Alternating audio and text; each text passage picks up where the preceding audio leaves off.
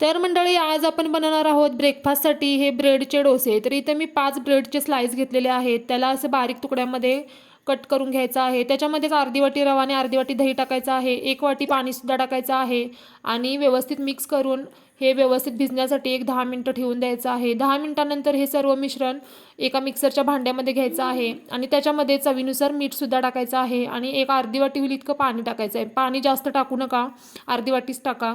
आणि ह्याला मिक्सरमधून बारीक असं फिरवून घ्या आणि पाहू शकता कन्सिस्टन्सी तुम्ही. अशा प्रकारे हे आपलं बॅटर तयार आहे. आता याच्यामध्ये अर्धा चमचा चिली फ्लेक्स आणि अर्धा चमचा ओरोगॅनो टाका. असेल तर टाका, नाही टाकलं तरीसुद्धा चालेल.